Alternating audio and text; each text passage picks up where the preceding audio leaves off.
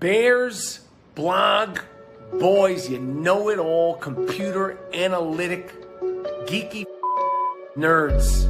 Michael Schneider, Tom Cavanaugh, the Bear, blog, boys, know-it-alls, doing some podcast somewhere. Nobody wants to hear you. Geeks, you pencil-pushing, skinny jean wearing geeks, you.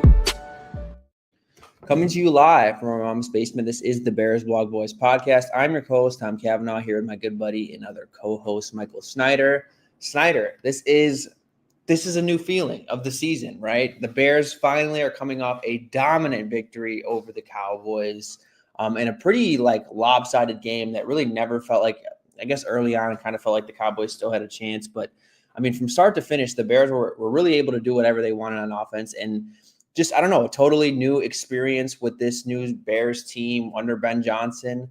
Snyder, how are you feeling and how was your watching experience? Fired up, Tomo. I can't say it any better. I'm still fired up about it, Tom. Going into the game, we just thought it would be a shootout either way, but just see the Bears to be in total control of a game from start to finish. It's something we haven't seen in a very, very long time.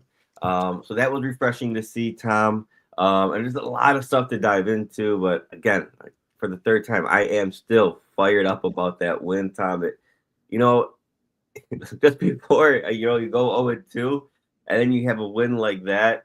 It just changes the whole mood and how honestly you feel about the entire season, which is just crazy, right? Just one game makes that much of a difference for the vibes, my feeling in general. But Tom, again, for the fourth time, I am fired up to dive into this. This is going to be a fun, one of the better recaps that we've done because of the vibes being so high. And Snyder, I think the biggest difference to me in this game specifically, throughout the Eberflus era, we talked about it. There were so many times you felt like the Bears were just less prepared than the other team. Right. That was not the case in this game. Yep. It clearly felt like the Bears were the more prepared team. They had the better game plan, and they just kind of executed what they set out to do, start to finish. And it really felt that way because, the Cowboys offense, I think, was able to move the ball. They lost CeeDee Lamb.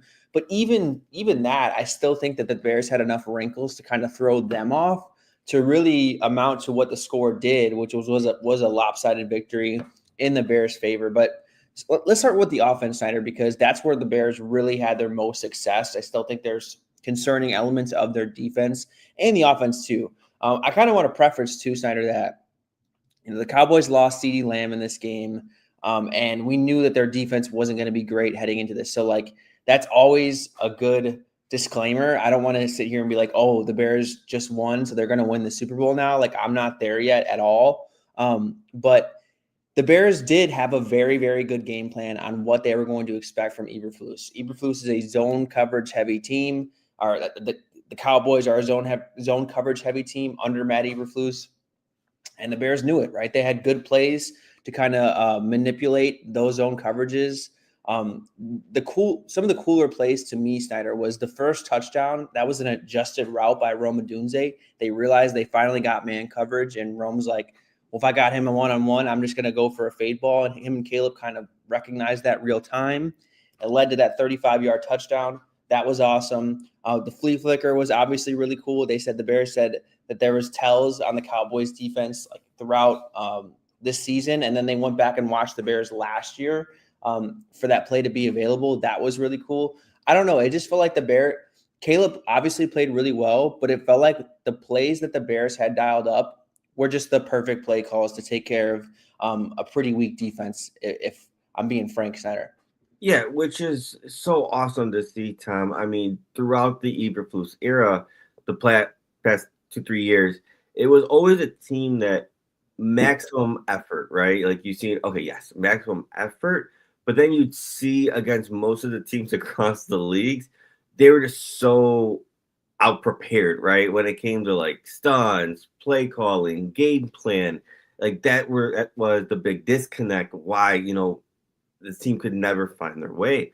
So to have a coach to just go back in the film like that and just really attack a team, with the data points that they lack on or where they can exploit them. Tom, it really makes you excited, right? Like, again, you see Ben Johnson, the way he, again, wasn't a fan of it. Now I'll bite my words and say I was wrong. The way Ben Johnson seems like he challenged these players, called them out and everything, practice habits, this, and that. Like, hey, that's where it starts. And we need to get to a championship caliber. You combine that with the preparation, the game plan that he's attacking. Tom, that's exactly what you want to see, and it's something we haven't seen in so long from a Bears team. So you just combine that, Tom, you feel really, really good about it. And again, the results are there. I know the Cowboys who were banged up. That's the catch-22 to it, but at least it's encouraging, right? That you could grow off of that, you could build off of that, you could take that momentum, moving forward. Yeah, I think that's the big thing here is like this is finally a step in the right direction to kind of change the vibes and where the team was. I mean, they were just coming off a huge blowout. I'm glad you brought that up too, Snare, about what Ben Johnson said in the media, challenging. I mean, that is a great way to respond to what he said, and especially losing in the fashion that you did the week prior. Now that you're the team doing the beatdown against a meaningful opponent and your former head coach, where things got really sour, I think that's just a huge confidence booster. It was also cool too. Caleb Williams, he reposted an edit on TikTok of CeeDee Lamb saying like the Bears were trash or something like that. And it's funny that the Bears end up destroying the Cowboys. So I mean, it was just a good vibes win all the way around. If you want to look at some of the stats, Snyder, the Bears had the second highest EPA per pass on the week. I'm just looking at passing yards. They had the most passing yards throughout the entire week in terms of passing yards per game. So, I mean, it was just a very successful effort all across the board on the offensive side of the ball center. It was cool to see Luther Burden get featured a little more. I know his snap count didn't really like go way up or anything like that, but it seems like they're doing more things to get him the ball more. I'm wondering to see if, when the bye week comes around, is he going to start playing more than Zacchaeus? Like, is he going to really start to get featured in this offense? Because it seems to be trending in that way. I thought everyone was pretty much involved in the passing game as well. Roma Dunze, DJ Moore, they all kind of saw their fair share of targets. Colston Loveland got hurt early on in this game, but he was a big part of what they were wanting to do when he was in the game. He had a bunch of like first read targets, which I thought was also interesting. Like, are they going to expand his role? And then I thought Cole Kmet played really well in both phases, in both the run game and the pass game. He did exactly what he needed to do. So I think just as a collective effort, there was a lot to be encouraged about. And I think that we saw this offense in the passing game really play with some cohesion, which I think is only going to get better with more time, more reps throughout the season. Yeah, and that's one of the most important things, Tom, is continuing to build that chemistry with Caleb Williams. That's for all the pass catchers in general. But then you also seen like improvements on the offensive line. Like, again, we're kind of criticizing polls like, hey, you just invested a lot of money into this and it's not looking good. And maybe it's one of those things that they need to gel. You've seen Braxton at least play solid. Nothing spectacular, but at least getting back to solid was very encouraging, Tom. But I want to go back to what you said about Luther Burden. I want him to just be on the field more, Tom. I think he still got outsnapped by Olamide Zacchaeus, 34-17. But hopefully moving forward, like he begins to just close in on that snap count because Luther Burden, I know he might still be raw, but he's just too talented to keep off the field, in my opinion, Tom. I mean, he has the ball skills. He has very strong hands. Probably has to, grow as a route runner more, but I think, Ben can kind of get away with that. The guy is just so electric after the catch, man. Like, you just want to see him involved more. But, I mean, there's good signs from him, right, that he is creeping his way onto the field. And when he's doing it, he's being productive, Tom. I think he had the big touchdown on the flea flicker. And I think it was one catch after that where just Caleb just ripped in a dot across the middle of the field. It was beautiful to see. But, yeah, I would love to see Luther Burden more involved. Was really, really impressed with Roma Dunze, the way he did adjust on that one time. Again, going back to building that chemistry with Caleb, getting a good feel for each other and how you can adjust. I think that's huge. I remember when I hear that, Tom, I always go back to like how Aaron Rodgers and like his wide receivers always were on the same page, whether it was like Jordy Nelson or Greg Jennings or Devontae, whatever it was, how those who just had that connection where they'd always find each other, just had that feel. And I kind of got you kind of got a glimpse of that. I hope that more to come is with that, Tom. And I even thought DJ Moore, right? Like again, was solid. I think his effort in the run game, you see it. I think he's been a professional. You see him getting involved in the run game, getting some targets, and that touchdown just, was probably a good field to see him and Caleb just kind of hug it out on the side right there. I think was really good to see, Tom. And I hope this offense just stays together, gets utilized like that, where you get hit from like 4 to 5 different pass catchers on this game, and it makes it so unpredictable. The defense can't zone in on everyone. You just have so many answers. I don't want to take any of that away from Caleb. I just want him to go through those progressions, stay in that pocket. And I thought, like, in this game, well, even though I get it, the Cowboys aren't pressuring you a lot and you have more time. But then to see Caleb, have that connection, stay in the pocket comfortably without having the happy feet, going through his reads and just hitting his dudes and having all those dudes to throw to, Tom, it was like just music. It was like poetry to me, Tom. Again, catch-22 as it is the Cowboys, and they're one of the worst teams in the league at pressure, but at least you've seen the growth going through the reads, being accurate. Like, that was the growth that you really wanted to see, and it alluded to, 298 yards, 4 touchdowns for Caleb Williams, and then even at the advanced level of the stats, 2 big-time throws, not one turnover-worthy throw, which is something that ever since last year, does not get talked about enough with Caleb's game, the way he doesn't really put the ball in harm's way. I think he's really only done it once this season, which is also encouraging, Tom. Yeah, I mean, I thought he played very well. I think you highlighted it very well. Like he was using all of his weapons. He was going through his progressions. I thought you saw some of the special plays too, like the touchdown to DJ Moore. That was a really, really impressive play. Everything's really covered up within the structure of the play, and they had a QB spy on him. I think they like kind of showed 4 down, and then one of the 4 down backed up and was spying him, and he broke the pocket, and that the spy was pursuing him, and he was able to create a play, extend a play. DJ Moore settled up right in the soft spot, and Caleb kind of threw it across his body.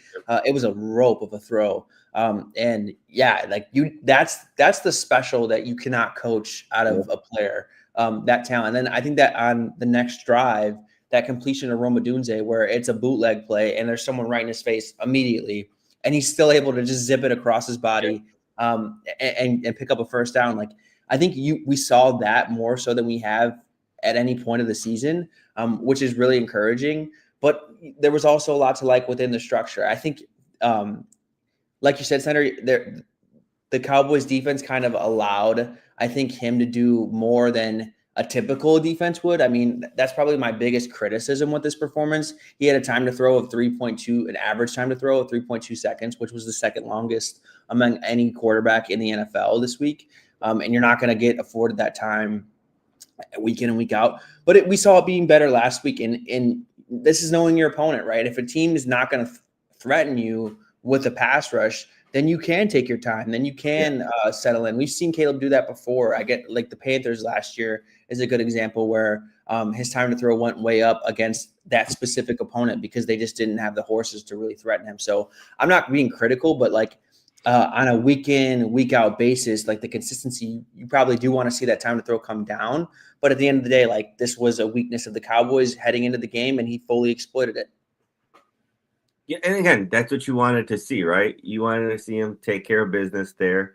Again, I think the accuracy consistently from, game start to game, and it was there, Tom. And again, the connection with the wide receivers, everyone being on the same page. Again, it's everything you could ask for, right? Like it is what it is. You're going against the Cowboys pass rush. Get it? It's not too challenging. But he delivered and everything you could ask for there, Tom. So, again, I think that's another one like this win. You could continue building off of that with Caleb. The receivers could build off that as well. I think the offensive line could build off that, continue their chemistry. At least, you can build that moving forward. 100%. I think too, Snyder, like for me being critical of the longer time to throw, the 3.2 seconds, he still took 0 sacks. So like that's exactly what you want to see. I don't want to be too critical. I'm just saying like yeah, it's just going to be matchup dependent. Like next week, I know the Raiders defense isn't good, but you're going up against Max Crosby, right? So you got to think about it a little differently and how you're going to attack that defense. But yeah, I mean, this was still a very good performance. I have nothing but positive things to say about Caleb's performance.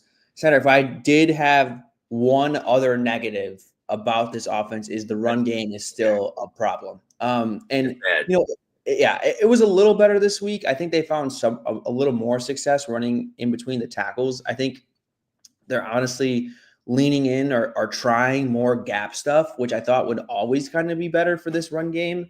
With Monangai specifically, they weren't as zone heavy, which I thought was interesting. I know he didn't get like the bulk. I think he only got like a handful of snaps. I know his snap counts. Series only 6. Yeah. Yeah. Yeah, so like it wasn't like he was like leaned on in a 50-50 split, but like I thought the offensive line looked better in those situations, and I thought they just looked more cohesive.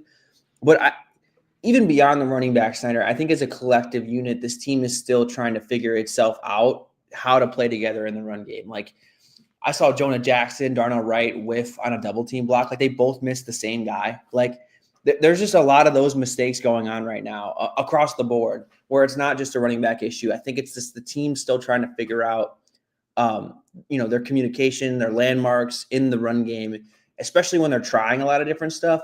It's really hard to get cohesive in week 3, right? I think this is going to take time. But again, I don't ever expect this run game to be great. But I think it still needs to be better than what it is because that was like the one worrisome part. I never really thought that the Cowboys would come back in this game, especially after they didn't have CeeDee Lamb. I thought that would be really difficult for them to come back. But like when the Bears had the lead, they could not just ice it away with the run game. Like they had to pass basically throughout the rest of the game because their run game was just so unsuccessful. I mean, all the statistics are really poor. I don't even have to go through them. You guys probably know that it wasn't great. They were about league average in rush EPA per play. And then the success rate was also not great still. And this was a game that you probably wanted to see them improve because they were playing with such a lead. So this is going to take time for the offensive line to get to the level that, Ben Johnson wants them to. But the running backs, the running game continues to be a problem for this team. Yeah, it's frustrating, Tom. I mean, here, 13 attempts, 33 yards for DeAndre Swift is really poor, right? 2.5 yards per average. It kind of cuts in half what he did last week. So he's kind of regressing in the stat box there. But it's the same story, right, Tom? When DeAndre Swift is between the tackles, he does not have the strength, vision, whatever you want to call it. He just doesn't have that natural feel in between the tackles to make anyone miss or explode through contact, right? He's an explosive player. It just when that gap closes, he doesn't have that like stop and go feel to just extend it, right? Like, and you've seen on the other end, Javonte Williams, right? Like he was, I think, averaging 7 yards per carry, which is another conversation. But you just seen like, okay, that guy had a good feel, right? Like he can burst through. You don't have that with DeAndre Swift, and I don't think it's one of those. You can't teach a old dog new tricks, right? Like Yes. he's not gonna get better there. I thought throughout the season, I thought there's been like flashes where he's been productive, right? Like in the outside zone running, right? Or the gap run, or we're just getting a little bit creative with him, or even use him in the screen game. Like that's how you're gonna use him, and I think you'll get production there. The unfortunate thing is it's like, those early down runs, like where you're hoping to get like a second and medium or second and short, just ends up so many second and long runs, or even if you're doing a second and long run, like it's just hasn't been good there, Tom. And I think you've seen Monangai be a little bit more productive in between the tackles there and kind of finish a little bit more powerful. My thing is with Monangai is like I just think he's really bad as a pass protector at the pro level. I think he's a little bit slow. Kind of like diagnosing through, the handoff. And I think the defenders kind of close in on him. But I think there is moments where he does run strong. I just don't know how can he handle, 15 plus carries a game. I just don't know. And that's why it kind of like DeAndre Swift just gets defaulted into that role because he's kind of like the best of a rough group when you look at his overall run game. And you're right, Tom. It's going to be a concern as we get into the season. Like you need that bruiser. You need someone to keep moving the change to kind of ice out that clock when you do have a commanding lead. So yeah, it's one of those things, Tom. Again, I don't know at this point in the season. Can you bring in someone else? Do you do a trade? Can you? I don't know, but I would definitely would be calling, right. Get someone, combine them with DeAndre Swift. Now it's a totally different offense that you're tapping into, Tom. There's a lot that can be a lot better. Yeah, there definitely is, and true too. Like that's the thing with Swift. I mean, I think that's the thing with both of them. Like while this run blocking unit is growing and they are making mistakes, you do not have the running back talent to overcome that. Most of the time, like most running backs can't overcome bad blocking. And I wouldn't say the run blocking has been straight up bad, but there's been like singular breakdowns within the run blocking where like someone screws it up and someone's running free. And DeAndre Swift's just like not breaking tackles behind the line of scrimmage to progress the ball. And Monunga, I still think is very new and is trying to like play by the book and not, there's no like playmaking in the Bears backfield on top of there are plays where the running backs are leaving yards on the field when it is blocked up well. So like, it's just, there's not a whole lot of, I'll say the word again, cohesion between anybody right now. But Steiner, I did think it's interesting. I did look up PFF's breakdown of their run types for Swift and Monunga. They actually ran more gap concepts than zone concepts, which was like not the case at all in the first week of the season. And that's kind of what I thought they were going to be more of a zone team early on. That's kind of how they built their offensive line to be more of a zone team, but they're trying more things, which is, I think, a very Ben Johnson way to attack this problem to see what is going to work. And I thought the gap stuff looked a little better, but again, like it's still work in progress. And it's going to, in order for the Bears to be a serious team, that's going to have to get better. From a blocking perspective and from the running backs perspective. But all in all, Snyder, this was a positive offensive performance. I thought Ben Johnson was in his bag. The passing game was clicking. And I think I'm encouraged moving forward, especially heading up against the Raiders defense, which is also not very good. If the Bears can dial up the plays that they were doing against the Cowboys, like the game plan specific plays against the Cowboys to really take advantage of their weaknesses, I think the Bears got to be really, really excited about their next matchup against the Raiders. Yeah, Tom. I mean, looking at it outside in without too much context, I mean, the Bears are scoring points. Ben Johnson and Caleb, they're being productive. I mean, here, outside looking in, if you would have told me, like, this is how Ben Johnson would look on the offensive side of the ball, how Caleb would have been, you feel fired up, Tom. I mean, the Bears got to be in the better half of offensive scoring. I got to be somewhere, right? That's a wild guess. But just to see the Bears, go week in and week out, having offensive game plan, having a productive quarterback, having like easy buttons in this offense where guys are getting schemed wide open, like that's a major W for the Bears as a whole and like our fan base as a whole. That it seems like, Tom, again, still a long season to go, but it just seems like we have the answer at head coach, we have the answer at quarterback to be very productive on the offensive side of the ball this entire season and for hopefully many years to come. I mean, I know it's 3-game sample size, but you got to feel really good about that time. And how important is that to the Bears as a whole for all the suffering we've had for the better half of our majority of our life at that. Yeah, I mean, it's a very different feeling than I felt in the past, where I've always had my doubts about either the quarterback or the head coach. I think for like the last, I don't know, Steiner, since like the John Fox Trubisky era, I've had those type of doubts. I mean, even before that with Jay, like the very end of Jay Cutler, like, I've had my doubts about either one of those guys, and I don't have those doubts. I mean, I'm not saying that like I'm not saying like Caleb Williams is the next coming, but I feel encouraged with where he's at and where he continues to progress. I mean, he looks night and day different than he did last season, where he's definitely playing within the structure of the offense more, and he just looks more confident in what he's seeing and where he's throwing the ball. He's attacking the parts of the field that usually take some awareness and your ability to play within timing, which is a very good sign of progress. Snyder, if I'm just looking at their stats right now. Bears are currently 10th in yards per game. They are currently 15th in EPA per play.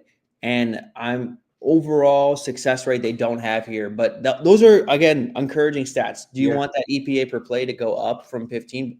Absolutely. Like, that's not where you necessarily want it to be at the end of the season. But again, last year they were like one of the worst offenses in the NFL. This year they're league average. So as long as that continues to go up, I mean, you got to be really happy with what you're getting so far. Well, how about this, Tom? And this will be a good transition. So the Bears ranked 8th overall across the league in points scored for this year, right? But then, unfortunately, we are ranked number 3rd in points against, in the bad way, right? And we've given up the 3rd most points across the league. It's actually a 3-way tie with the Jets there. So, Tom, again, very encouraging for the offensive side of the ball. That, again, is so important for the Bears as a whole to be, that productive offensively. But, Tom, this is the conversation we need to have. I know it looked okay against the Cowboys, but being tied for 3rd for the most points allowed, and then just given how expensive our defensive is as a whole, especially the defensive line. I get it. Jalen Johnson's out. Kyler Gordon's out.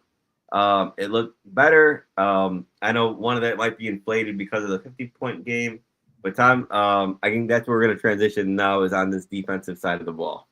Yeah, we can get the negatives out of the way with this defense and in this performance. And I think that the run defense is still such an issue, Snyder. It's more of an issue than it should be, in my opinion, because I said this on last episode. I tweeted this out.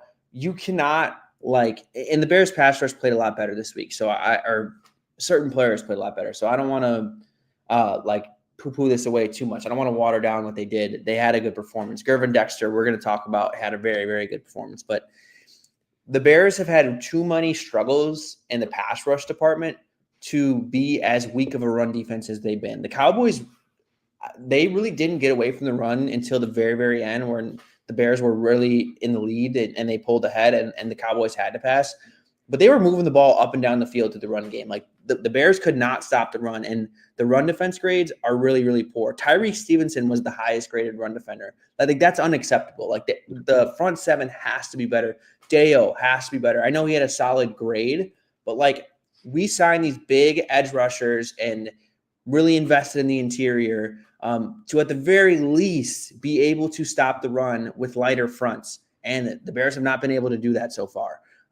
I think some of that comes back on the linebacker play. I know Tremaine Edmonds had 2 interceptions, but I think he's been kind of up and down in run defense. I know they've been missing TJ Edwards, who's a really good run defender. So again, I think that is such an issue right now, Snyder, that they don't really seem like they're good at anything right now. And yeah, it was okay in this game against the Cowboys where the game got out of hand. But that's going to be a problem throughout the season when you don't really have anywhere to hang your hat on, unless, we'll talk about some of the positive performances. But that, to me, I was really discouraged. And I know the Bears won, right? I don't want to be too critical. The Bears won large, but just throughout the game, it felt like the Cowboys could really just keep running the ball and get first downs whenever they wanted to. Yeah, I mean, here, Javonte Williams, 10 attempts, 76 yards. Do the math. That's 7.6 yards per attempt, Tom. That is elite category, right? If you average 6 yards per carry, you are one of the best running backs across the league, right? So just give that up in a game. And even Miles Sanders, 9 carries, 41 yards. They averaged 6 yards per attempt the whole entire game. But it was one of those scripts that got away for the Cowboys that they couldn't keep running down. But this was a game that, let's say the Cowboys had a 2-score lead early on. And if you're running the ball like that, I mean, that's how you just absolutely can take control of a game.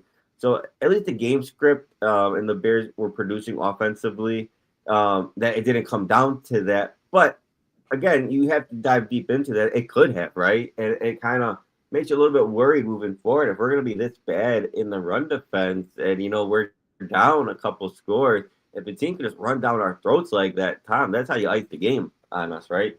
So we absolutely have to be better there. Again, maybe your counter argument is, hey, if we keep scoring offense like this and we're rolling, it's not going to be a game script like that. But you can't bank on that. You have to get better there. The guys, you signed Deo, Montez Sweat, just beefy dudes, Javon Dexter. Those are all guys that do need to step up as well and just get penetration in that run game. And then the linebackers just got to diagnose and absolutely attack these dudes, not letting them make you miss. Because I've seen a lot of it. It seems like Javonte Williams kind of bouncing up guys in the middle, keeping it moving, the stop and go, and this awesome field inside between the tackles. So you have to get better there all the way around. That's not something you can't blame that on the secondary at all. That's the front seven. So you got to get better there in the run game, Tom. Yeah, I think that's like at the very least where the Bears defense needs to improve. Now, they did have a pretty decent day rushing the passer. I thought Dak, the overall stats wouldn't tell you he was pressured a lot, but I thought they were better than they've been. Gervin Dexter had a really strong game. He had a 93.0 pass rush grade. I think I'm trying to look at the specifics of his pass rush production, but you could tell he was getting in the backfield. He was being disruptive against the pass. And that was the player we really needed to break out. I never thought Montez Sweat could be like this ace of a pass rusher. I thought if anyone was going to break out and be somewhat close to that guy, it would be Gervin Dexter. And in this game, he showed that. He had a pass rush win rate of 33.3%. I think that was like the highest in the week. That's huge. I think he had the highest pass rush grade of the week too, Snyder, if I'm not mistaken. That's huge. 33%, Tom, is an elite category number. 6 total pressures. The 33% pass rush win rate. I could check on that, but Tom, that's elite there.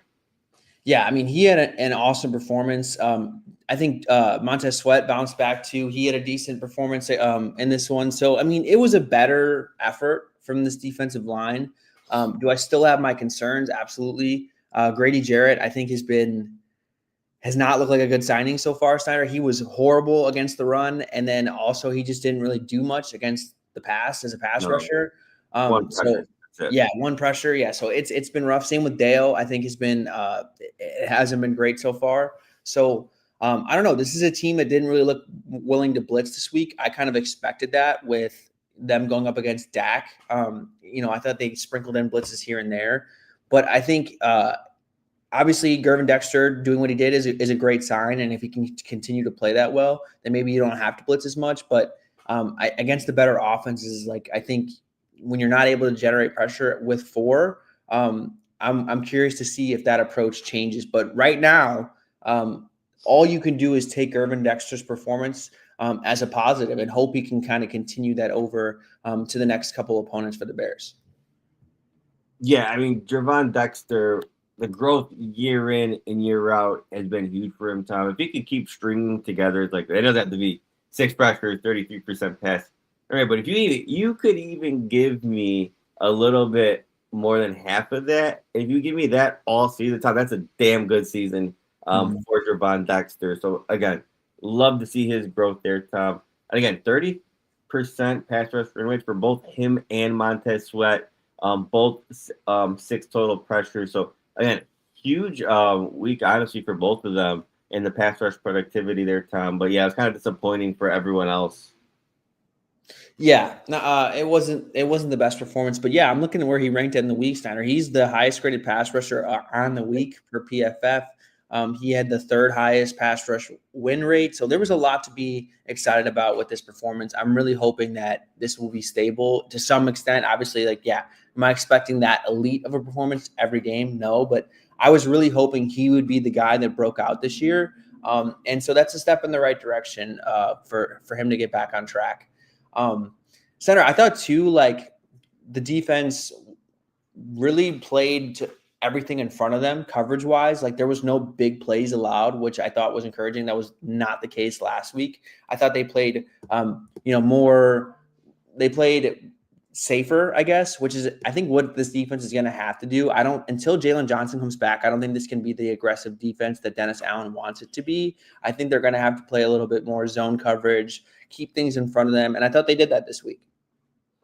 Yeah, I mean, they looked really prepared. I thought Bayard and Brisker looked a lot better than they did against the Lions, and that was a good comeback game for them. I mean, even Tyreek Stevenson. I mean, I think Tom, he did. I mean, but he was looking like one of the worst quarters in the league throughout, the first two games of the season. He really got exposed against the Lions. So for him to have that bounce back game, and Tom, his strip fumble absolutely set the tone. I mean, the Cowboys were running down our throats at that point. I mean, we might have a different conversation if they go up, 7. I don't know if it was 0-0 at that game or the Bears were upset. I forget, but that totally changed the momentum of the game there, Tom. And he just absolutely took that ball away from him like a little kid, from like it was candy, right? So, I mean, and then coverage-wise, he did really sell. I get it. CeeDee Lamb was out, but you could tell he kind of got in George Pickens' head there a little bit there, like how he always does. Like, at least that's what Tyreek Stevenson's good for. He always get in the wide receiver's head. But just to see, him improve and just a safety play improve as well. Again, I was hitting the panic button on that safety position, combining that with Tyreek Stevenson in the secondary. Now, I feel a little bit better. The panic meter has definitely gone down with them. But again, that's going to be something to watch moving forward, especially without Jalen Johnson and Kyler Gordon. So for those guys to just step up, and again, still an offense like the Cowboys, Dak's still a damn, in my opinion, a great quarterback. And they held their own. They looked prepared. And I think they delivered. They stepped up after last week. Yeah, they definitely stepped up in a big, and that's all that matters at the end of the day. Like, again, Ben Johnson challenged these guys, and the defense was definitely included in that for being as poor as they were last week. Was it a perfect performance? No, but they did step up. They did hold a very good offense, obviously without CeeDee Lamb, to only 14 points. So at the end of the day, that's an encouraging sign. Senator, I don't know if there's really anything else to talk about with this game. I mean, this was a game I was watching the All-22 Center, and I was like, I really didn't need to watch the All-22s. Everything that I felt about this game kind of unfolded on the broadcast copy. The Bears were just the better team. I guess the one thing we haven't really touched on is it did feel really good to beat Matt Eberflus. On the announcer, they were like, they said they asked him during their meetings and stuff like that, the broadcast team, like, do you feel like you have an edge against this offense? He's like, yeah, I know this offense very well. I know this team very well. I know their weaknesses. And it turns out he didn't know anything, right? Like the Bears just absolutely smashed their defense. And I mean, I think he's, I don't wish any ill will on him, but it did feel good to beat a former head coach where things got as poor as they did. You know what's funny? That quote by him saying that and having the outcome be what it was, just sums up his whole entire Bears tenure, right? The guy just really doesn't know what he's talking about. And yeah, Tom, he just looked really, really rough again for the Bears' favor this time. But I mean, how good did that feel? Probably for anyone who had disconnect with Matt Eberflus. And again, this is a really fresh roster. They're all very familiar with the Flus. So, I mean, anyone who had disconnect with the Flus there and have this type of outcome and just straight up kick his defense's ass, how good did that have to feel? Yeah, it was probably a peak feeling for them. And it was funny, too, Senator. I saw a clip on Twitter, and it was the Bears with Eberflus after their first win versus the Bears with Ben Johnson in the locker room after their first win. I mean, like, the vibes were just like night and day different. There's no one cheering in Eberflus. There's all listening to him in this like very quiet space where like he's like kind of doing the same thing that Ben Johnson did, listing off the stats, why they won, and everyone is just quiet as a mouse. Whereas like totally different vibe with Ben Johnson. The people are fired up. They're they have chants and everything like that. So I mean, just like a totally different feel. It feels like this team is more invested, more bought in. And that's what we wanted. That was the concern with Ben Johnson, right? Like, is he just this whiz kid play caller that was like awkward and couldn't command a room? That has not been the case at all so far. I mean, it honestly felt way more like that with Eberflus. He was supposed to be this like rah-rah players defensive coach. So, I mean, just a night and day difference with the vibe of this team. And then obviously it all materialized on the field. And then we saw it materialize off the field as well. Yeah, I mean, yeah, you love to see it, Tom. And that's the thing, right? You bring in these super productive offensive coordinators, and they might be that X and O type of guy. But when that role changes and you have to command and whole entire team, offense, defense, and special teams, and you got to connect, and you got to put your expertise into everybody. That's where you kind of get a little bit challenged. You got to be very vocal as a leader, and you got to, your attention to detail needs to be with the whole team, because the catch-22 and the concern with a lot of it is like, okay, hey, are you going to be isolated on the offensive side of the ball and spend a lot of time there and just kind of hand it off to the defensive coordinator? I think you've seen a lot of, guys kind of fall into that trap. We even seen it with Adam Gase, or, now you're seeing it with Mike McDaniel. There's some other examples like that, but no, I mean, Ben Johnson, the way this guy is intense from all sides of the ball, hold everyone to this high standard, and the guy is just a nutcase. And it looks like the team is just totally bought in. He looks like he can command a room, and everyone is bought in from a locker room standpoint, Tom. So again, I think that concern is being answered, and I think we're seeing the culture that he is setting. Yeah, 100%. I mean, on the flea flicker play, they went to his reaction. He's got no reaction at all. Like he's probably pissed that DeAndre Swift pitched the ball as high as he did. That's probably what he's like. That's the kind of person he is, like a true perfectionist, and you can kind of see that culture the players taking to that as well. So that's all you can wish and hope for, because that was not the standard under Matt Eberflus. I thought Eberflus did cool things with the defense, stuff like that. Like this was a good defense under his direction, but like the standard was just, it felt like nobody cared. And that is not the case with this Bears team. I mean, they rallied around him. They gave him the game ball. They gave Ben Johnson the game ball for getting his first ever win. So, I mean, like that was really, really encouraging stuff that this team's already struck some adversity, but they're rallying around their guy. I feel really, really good about their coaching hire with the on the field product, and then the overall vibe with the team, how they responded to adversity, because this is not what we're used to as Bears fans. Yeah, I mean, Tom, what a feel good week for just the Bears in general. Obviously, the coaches, players, seeing that locker room post game, and then just for the fans, right? Just we were basically talking ourselves off the ledge for the first 2 weeks. Yes. Again, here you just gave up 50-something points, and then the next week you respond by just making a statement win and delivering. Tom, I think I brought this up maybe too many times on the podcast. One of my darkest times as a Bears fan, during the Trestman era, I forget what the order was, but we gave up like 2 50-point, losses against it was the Packers, and then it was the Patriots. And you just seen this, the vibe, the locker room was lost. It was just a dark time, right? Now, when you give up 50 points, it's a dark time. You listen to our podcast, you listen to our vibes, it was totally a dark time. So for us to actually climb out of that and just completely void that feeling out with this type of win, Tom, I mean, I'm on top of the world that we could respond to a loss like that and come out with a statement win like this. 100%. And I'll say too, Snyder, like we saw the blowout. I feel like it was kind of like the past 2 weeks have been like a reflection of Bears games in the past. Like the one you just brought up, like the 52-point performance or the 52-point loss was very reminiscent of that dark time for you. Yep. How many times have we seen the Bears go up early in games and lose the way they did against the Vikings? Like so many times, right? Like everyone was saying, like, we've seen this Bears game before. I think we were maybe a little bit too quick to – obviously, the defense should never allow that many points against the Lions like the way they did. But against the Vikings, I think we were really quick to judge this offense when, like, every offense so far against the Vikings has looked really poor. So I think maybe that was just a bad opponent. Where the offense, I feel that it's crazy to say the offense I feel the most optimistic about on a Bears team, which is never the case. Right. And I think that's a good thing moving forward.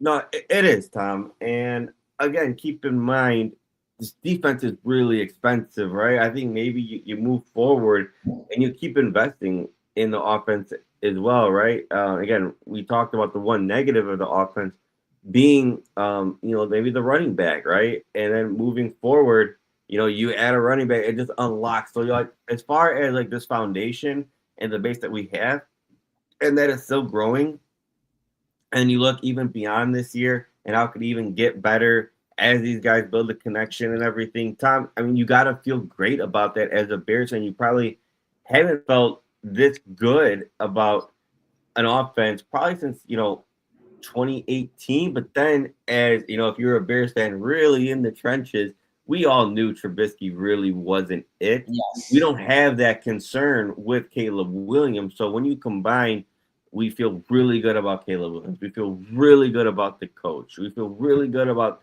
the offensive skill players. And then, if he maybe makes more investments, maybe in the O line, into the running back room. I mean, you'd feel great as a Bears offense than you ever did, that I could ever remember. And I know in my lifetime, that'd be the greatest anyone has ever felt. So again, it's super encouraging, Tom, and you just hope that they can keep building off of this moving forward and we see this growth. Yeah, I'm not expecting them to be like this perfect team for the remainder of the season. Like, it's a good win. Like, I think there's still going to be, bumps in the road, but I do think that we know this team can respond. Like, that was a good sign that this can be a resilient group.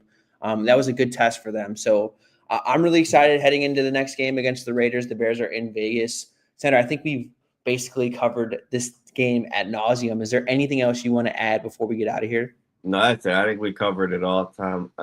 Again, I'm still fired up about it. Hopefully, we could, keep building this. Who we got? The Raiders this upcoming week, Tom, and then next week, who do we have? I think we're on a bye, and then we have the Commanders. We have 2 games, and then Maybe we have we the do. bye. I'll double check really fast. But there is, we got the Raiders, and no, I think we are on a bye. Yeah, because I remember on that Monday game, it's a Monday night game. We have the bye before that, so we have a long time before the Bears play again. So here, I mean, if you tell me the Bears could be 500 entering the bye, you got to feel really good about it. So I'll be really excited to preview that game. That's going to be a huge one time that could really just get our season, continue going on track into how we thought it would be. I mean, listen to their schedule. So they have the Raiders. So let's say the Bears can win that game and they're at 500. Then they have the Commanders, which should be a tougher game. Commanders are good. But then they have the Saints. Then they have the Ravens, obviously another tough game. But then they have the Bengals, which Bengals without Joe Burrow, and then they have the Giants. I mean, they have a pretty somewhat easier with the Raiders, Saints, Bengals, and Giants in their next couple of games. Like, that's a pretty winnable stretch right there where the Bears could make a run at being right in the mix of this thing. So, I mean, I think that you got to like with what you saw last week, and let's hope that can carry in for the next couple of weeks because this is going to be a very important part of their schedule. For sure, Tom. We're going to be in it deeply. But yeah, Tom, that's all I got today. Again, I'm going to say it maybe for the 10th time, very fired up. Yes. Very, very excited with what is going on right now with the Bears. But until we meet again, y'all, keep it real. Bear down. Bear down.